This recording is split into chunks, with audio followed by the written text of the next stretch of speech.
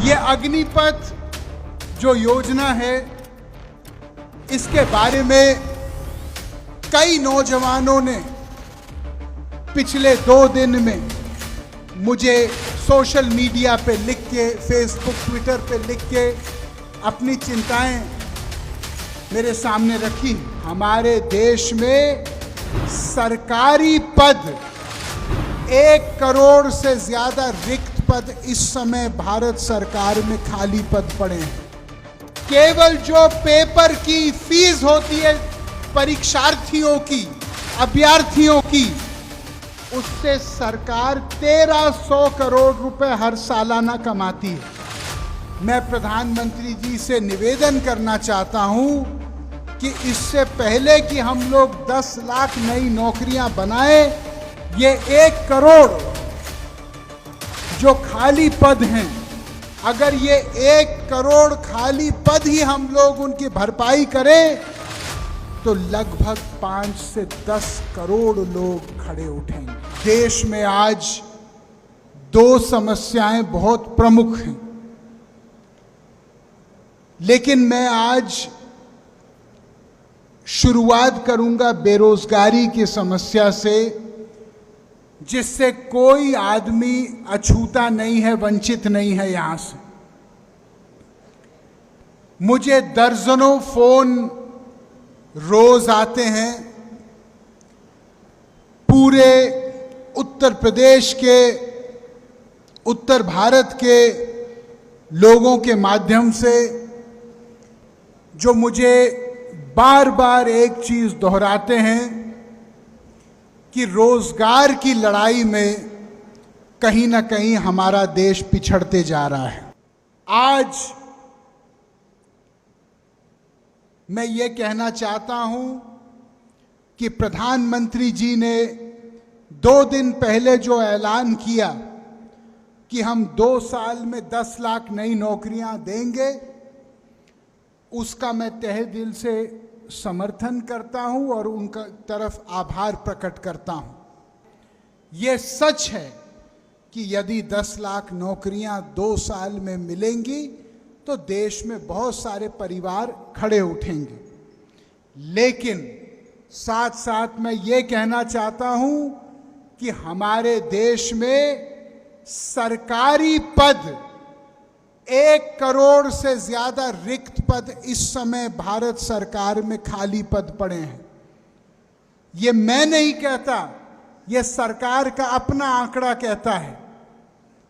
मैं प्रधानमंत्री जी से निवेदन करना चाहता हूं कि इससे पहले कि हम लोग 10 लाख नई नौकरियां बनाए, ये 1 करोड़ जो खाली पद हैं, अगर ये 1 करोड़ खाली पद ही हम लोग उनकी भरपाई करें तो लगभग 5 से 10 करोड़ लोग खड़े उठेंगे।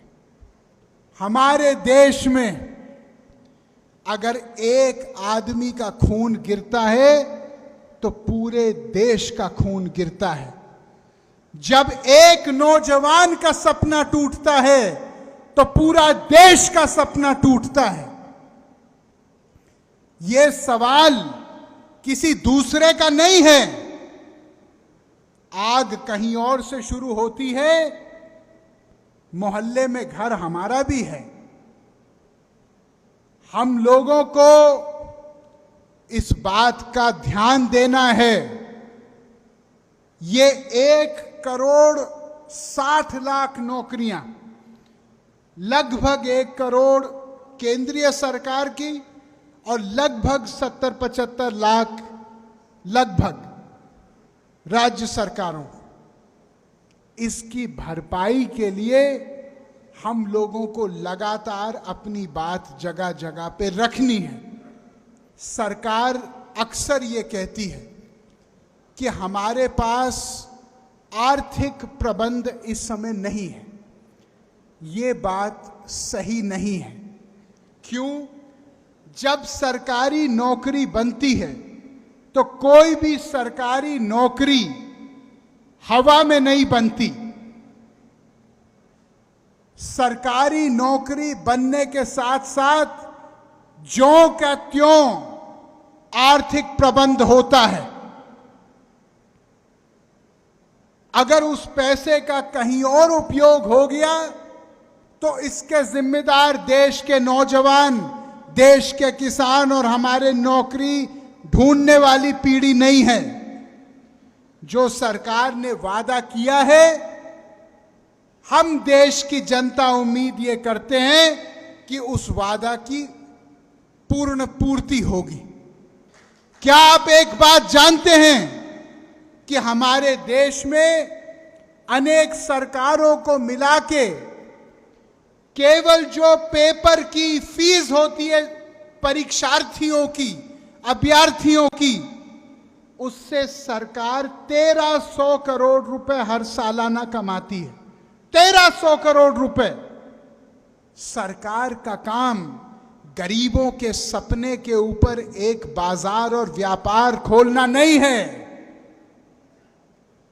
सपनों की पूर्ति करना है। मैं सरकार से निवेदन करना चाहता हूं कि जो परीक्षार्थी है उसके एग्जाम देने पर यदि जगह नहीं मिली तो मेरा हाथ जोड़ के निवेदन है कि सरकार उनका एग्जाम फीस उनको लौटाना चाहिए वापस। कोई भी पारदर्शिता या समय सीमाबद्ध प्रणाली नहीं है हमारे देश में। आप जानते हो कि अक्सर ऐसा होता है कि 2016 में कोई परीक्षा लिखता है और ज्वाइनिंग लोगों की होती है 2022 में। क्यों? क्या आप जानते हो कि हमारे देश में जब एक नौजवान किसान, छोटा व्यापारी जाके लोन लेने की प्रक्रिया शुरू करता है तो इसके आंकड़े मैं आपको बताना चाहता हूं। 80% के आसपास लोन हमारे देश में, सरकारी आंकड़ा है, मेरा आंकड़ा नहीं है, लगभग 80% लोन उन उद्योगपतियों को केवल मिलते हैं जिनकी सालाना लेन देन, जिनका ईयरली टर्नओवर 100 करोड़ से ऊपर है। 55% केवल उन लोगों के पास जाता है जिनका सालाना लेन देन 1000 करोड़ से ऊपर है। यह सरकारी आंकड़ा है वित्त मंत्रालय का। जो बाकी 20% है वो कहां जाता है? 20% में 13% उन उद्योगों को जाता है जो सालाना लेन देन 5 करोड़ से लेकर 100 करोड़ तक है। इसका मतलब 99.9% जो भारत है उसको मात्र 7% लोन मिलता है हिंदुस्तान का। अब जब एक आम आदमी आत्मनिर्भर होने का रास्ता तय करेगा तो क्या वो अपने माता पिता से पूरे पैसे ले सकता है? नहीं ले सकता, क्योंकि इतनी किसी के पास आमदनी नहीं है। उसको बैंक से मदद की जरूरत है। अब जब बैंक में सारे मदद की प्रणाली ही समाप्त है एक आम इंसान के लिए, तो वो सपना क्या साकार हो सकता है? आप मुझे बताइए। हम लोग ये चाहते हैं कि 10 लाख नौकरियां जो प्रधानमंत्री जी ने घोषित की वो जल्दी से जल्द हो। मुझे पूरा भरोसा है होगा। साथ साथ जो 2014 में मुख्य पत्र में कहा था कि 2 करोड़ नौकरी प्रति वर्ष मिलेगी, उसके ऊपर भी हम लोगों को सोचना है। और मैं जानता हूं कि दुनिया की आर्थिक परिस्थितियां इस समय बहुत आसान नहीं हैं। मैं किसी के ऊपर दोष नहीं डाल रहा, लेकिन मैं केवल एक बात बोलना चाहता हूं कि ये 10 लाख शुरुआत होनी चाहिए। ये 10 लाख इस रास्ते का अंत नहीं होना चाहिए। जो 2 करोड़ नौकरियों की बात की गई थी वो नौकरियों की पूर्ति भी होनी चाहिए देश में, तभी गरीबी छटेगी। बात करना चाहता हूं इस अग्निपथ योजना की, जिसके ऊपर आज ही मैंने एक पत्र लिखा है माननीय रक्षा मंत्री जी को। ये अग्निपथ जो योजना है, इसके बारे में कई नौजवानों ने पिछले 2 दिन में मुझे सोशल मीडिया पे लिख के, फेसबुक, ट्विटर पे लिख के अपनी चिंताएं मेरे सामने रखी हैं।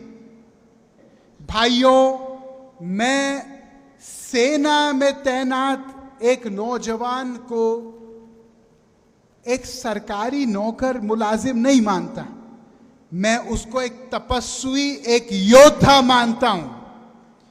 मैं ये मानता हूं कि जो आदमी ने अपने जीवन का सर्वस्व न्योछावर करके अपने देश के नाम त्याग करते हुए दिया है, वो आदमी तनख्वाह के लिए नहीं जी रहा, वो आदमी देश के लिए अपना बलिदान देने के लिए जी रहा है। हम उसको तनख्वाह तक सीमित ना करें, ना उसको आंखें तनख्वाह से। भाइयों, सेना की तैनाती एक बहुत घोर संकल्प और तपस्या है। मैं आपसे एक प्रश्न पूछना चाहता हूं।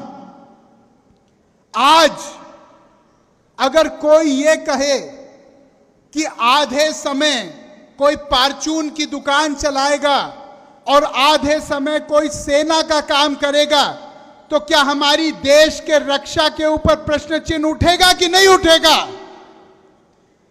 हम लोग आज आपके माध्यम से एक प्रश्न उठा रहे हैं जो इस देश का हर नौजवान उठा रहा है। वो प्रश्न क्या है? वो प्रश्न ये है कि आज सरकार को 5 साल मिलते हैं देश की सेवा करने के लिए। वरुण गांधी को 5 साल मिलते हैं पीलीभीत के जनता की सेवा करने के लिए, तो फिर नौजवानों को देश की सेवा करने के लिए केवल 4 साल क्यों मिल दिए जा रहे हैं? ये सवाल हर नौजवान के सीने में है कि नहीं है? हम लोग भर्ती प्रणाली पे बहुत दिन से चिंतित हैं। 17 से लेकर 21 तक सेना की भर्ती होती है। मैं सरकार से आज प्रश्न पूछना चाहता हूं, अगर कोई 22 साल का नौजवान है तो क्या उसकी जवानी चली गई है? उसकी जवानी कोई काम की नहीं है देश के लिए?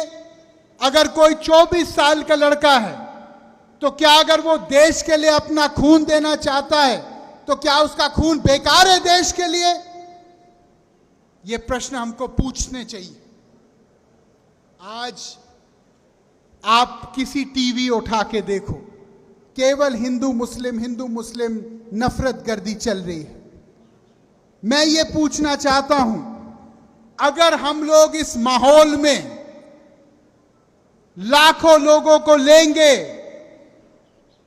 उनके बाद 4 साल बाद हम उनको छोड़ देंगे एक छुट्टे सांड की तरह गांव में, और हम उनको बोलेंगे कि 4 साल तक तो आपका बहुत मान सम्मान था, 4 साल तक तो हमने आपको सलामी ठोकी, हमने आपको फौजी साहब कहा, और अब आपको प्राथमिक विद्यालय के बर्तन मांजने पड़ेंगे, तो क्या इसका सेना के ऊपर, सेना के मनोबल के ऊपर, सेना के शौर्य के ऊपर कोई फर्क पड़ेगा कि नहीं पड़ेगा? जब 4 साल एक आदमी वो वर्दी पहनेगा जिस वर्दी पे हम सब लोगों को गौरव है, और 5 साल बाद वैसे लोग आत्महत्या करेंगे गांव-गांव में, क्योंकि वो डिप्रेशन में आ जाएंगे, वो डिप्रेशन में आएंगे।